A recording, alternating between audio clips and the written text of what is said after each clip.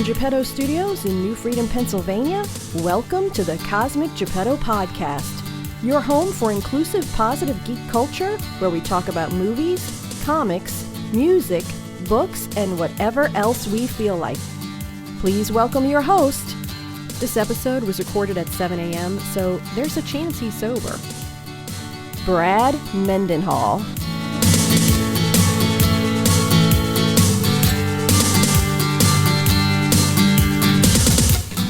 Hey kids, it is episode 295 of the Cosmic Geppetto Podcast. It is a mini episode, and I wasn't planning on this one. I have like a list of things that I would like to talk about or do sort of mini episodes, and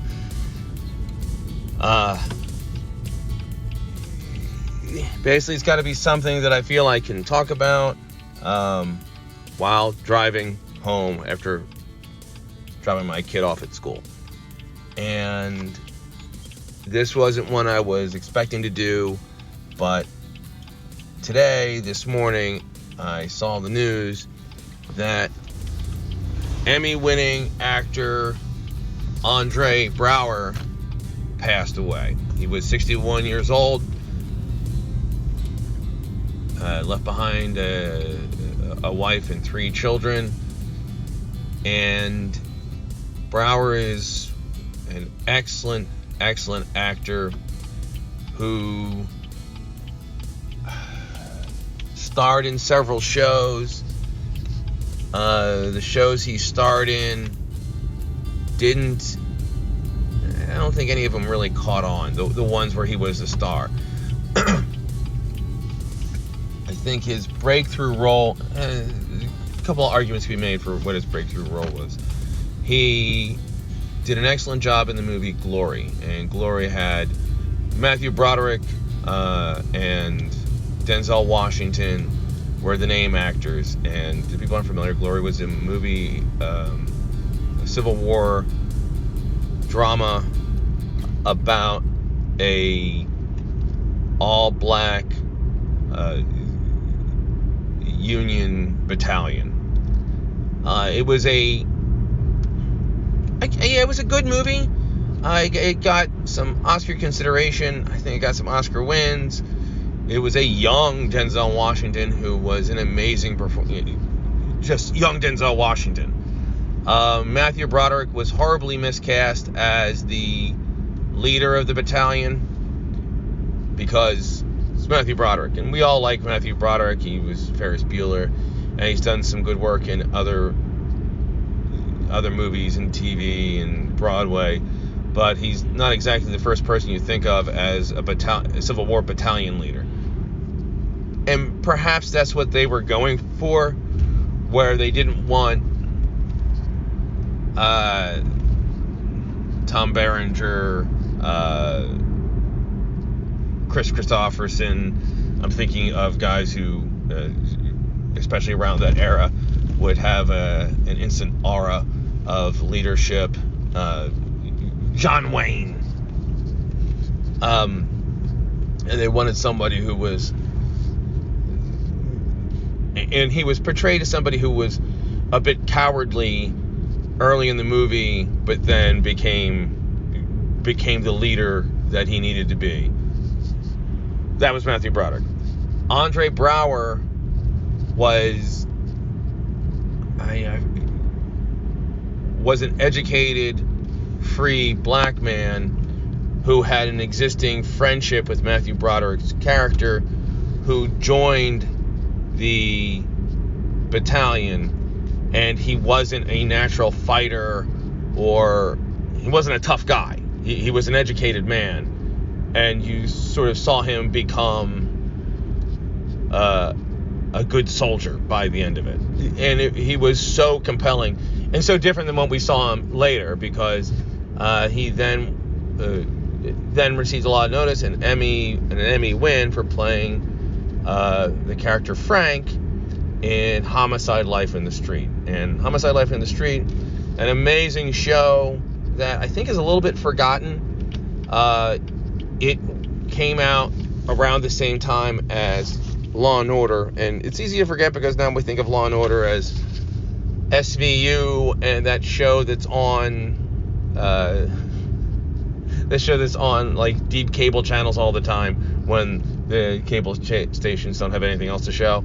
But the original Law and Order was a very, very good show, and was sort of a mold breaker, because it wasn't a romanticized view of police work and the legal process. But anyway, Andre Braugher was the breakout character from Homicide. And Homicide, again, a non-romanticized take on police work in Baltimore in the 80s. It was produced and written by people who had worked as police in Baltimore. So it was a very accurate portrayal of what the professional and personal lives of police were. Andre Braugher, as Frank, he was the loud, boisterous, sort of difficult character from that show. And he was a brilliant detective, and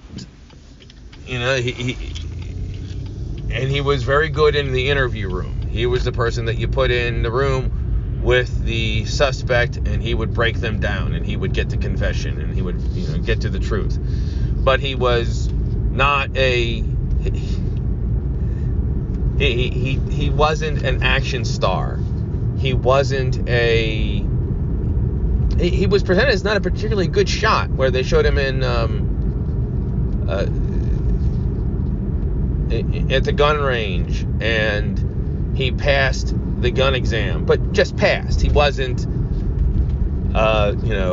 shooting the bullet through the heart of the target 5 times in a row. He was just barely doing good enough. And he said afterwards, is like, the real test is in there, pointing to the interview room, because he understood that's what being a policeman was about. He was so good and so charismatic, and it took a character who was, by all accounts, a jerk, and made you root for him, made you believe in him, and he was amazingly charismatic. So I always found him a fascinating actor. True story, I actually saw him in the 80s. I think it's before Glory. It was definitely before Homicide. I saw him on stage because it was a school trip to a theater in Philadelphia to see a matinee of Macbeth. And he played the main character. He played Macbeth. And we didn't know who he was. I mean, even if he had been in some movies, it wasn't like he was in stuff that would be wildly popular with suburban middle school kids or early high school. I gotta find out. One of these days I'll find out exactly how old I was when I saw it. And on stage, he popped. He was a wild man. He had so much presence, and every line that came out of his mouth felt so unfiltered and so just exposed. Just an amazing performance. And none of us knew. None of us knew that it's like, oh, that's the guy who's going to be in, TV and movies. He wasn't. He wasn't a leading man. I think he wasn't the easiest person to cast and stuff, because he wasn't like romantic leading man looks. His intensity didn't really make for him being the charming boyfriend. So he played a lot of stern characters, often a lot of military characters. He is tangentially related to the MCU because he played a character in Fantastic Four: Rise of the Silver Surfer. He was like a general who was trying to figure out what's going on with the Silver Surfer. And it was perfect, and it was a bad movie, but he brought some gusto. He was also in, and I wish I could remember the name of it, a movie with Meg Ryan and Nick Cage, where Nick Cage played an angel who fell in love with Meg Ryan and was trying to decide whether he was going to stop being an angel. Andre Braugher played his fellow angel. And it was a little different because there was a sweetness to Braugher in that movie. Also, speaking of great cop actors playing cops in the 80s and 90s, that movie also featured one of my all-time favorites, Dennis Franz, as a man who used to be an angel and decided he wanted to be a person, and he was no longer an angel. And Dennis Franz is amazing. Dennis Franz is best known for his work as Sipowicz in NYPD Blue. So you had these two great grouchy sort of anti-hero cop actors in a movie together. They didn't share a scene, but it was just cool that there's a movie where Frank and Sipowicz are in a movie together. Braugher was in a couple of TV shows. There was one where he was a submarine captain who was on the run from the U.S. military. It was fine, and he was great in it. But then had some great late career success as Holt in Brooklyn Nine-Nine, and it was just perfect use of Andre Braugher because he was the stern captain, but he was also a caring, loving person who always supported and was always there for his officers. He also had a very rich personal life, and it was revealed in the first episode that he was gay, and a pretty groundbreaking portrayal of a gay man in a sitcom where he had a loving marriage. He and his husband were supportive of each other, though they still had issues. They would bicker and fight like a normal couple. And it was such great use of Braugher's charisma, intensity, but also his ability to be stoic and stoic and just a barely seething emotions under his wall-like facade. And he was one of the best parts of a very good show. And it was great to see somebody who had been so great for so long but wasn't easy to cast and stuff, and see that person excel. And he got more Emmy nominations for that role. It was pretty fantastic.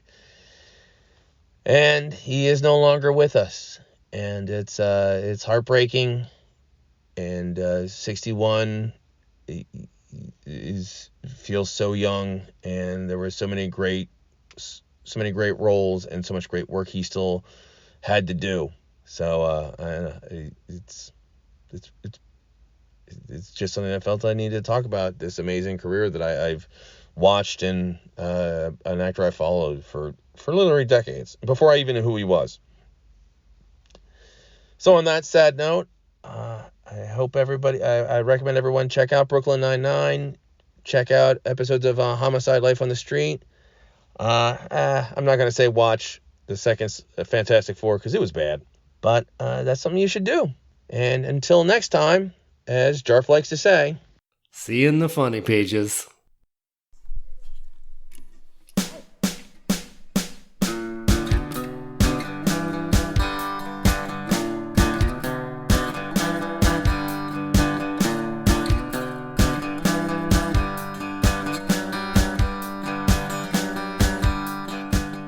Subscribe to the Cosmic Geppetto Podcast on iTunes, Stitcher, or wherever quality podcasts can be found. Rate and review us while there. Follow us on Twitter at CosmicGPod, and we will follow you back. Unless you're a jerk. We don't follow jerks. Like us on Facebook at facebook.com/Cosmic Geppetto. We love hearing your ideas for upcoming episodes. Email us at cosmicgeppetto@comcast.net. Beware of the beast man, for he is the devil's pawn.